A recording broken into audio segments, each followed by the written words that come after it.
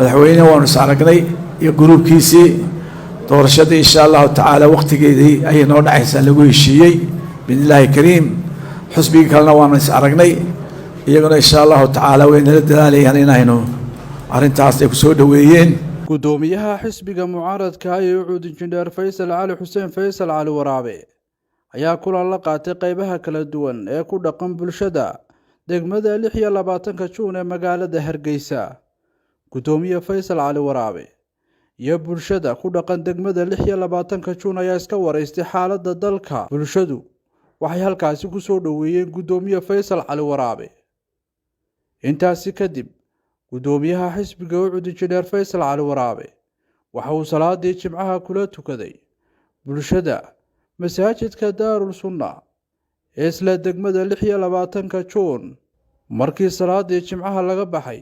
gudoomiyaha xisbiga Ucud ayaa la hadlay bulshadii ku tukanaysay masaajidkaasi iyo waliba guud ahaan Somaliland gudoomiyuhu waxa uu ka waramay kulan ay wada qaateen madaxweynaha Somaliland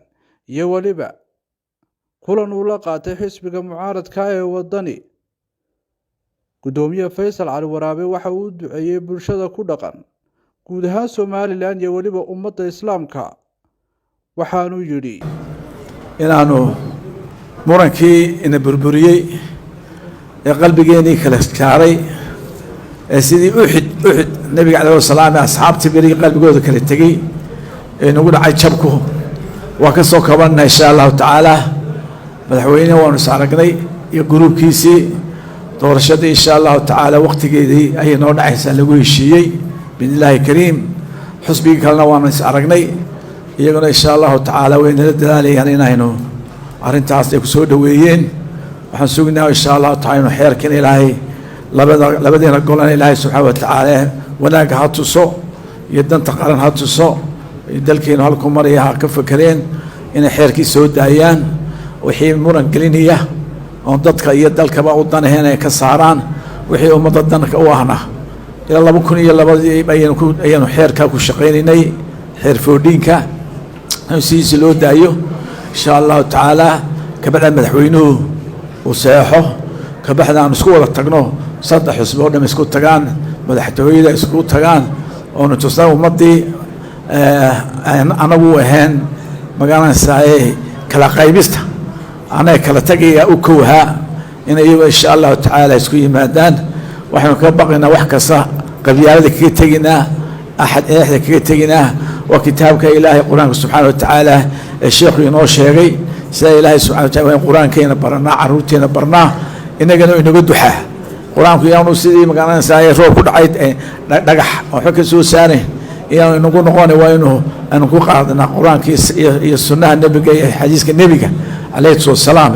waa inuu aynu insha Allah taala aynu ogaana qofkii khayr laba insha Allah taala inoo soo bixi doona ilaahay ba gacanta ugu jirtaa wax kastaba kursiga Soomaaliland gacanta ugu jira inaga wax la inaga doonayay in habkii la nimaadno oo tartan khayr lagu iman lahaa in magaca ku helay adduunka isku keen soo taagay ya insha Allah taala family bay nahay rixinka la soo celiyo rixinkii la soo celiyo eelkinimada la soo celiyo sadaqada la soo celiyo isjecelka la soo celiyo wanaag farinta la soo celiyo inaga daaya waxaan social media ka socdo kala iyo inaan u dhigtaagnaa maaha waa mahadsantihiin ilaahay dadkeen dal khayr qaba ka yeelo ilaahay dal masjecel ka yeelo ilaahay mid loo soo hajiro laga hajana ka yeelo ilaahay naga yeelo dadkii wanaaga isfariya ee xumaanta iska fogeynaya ilaahay naga yeelo ilaahay qulubteen haysa siiyo wasalaam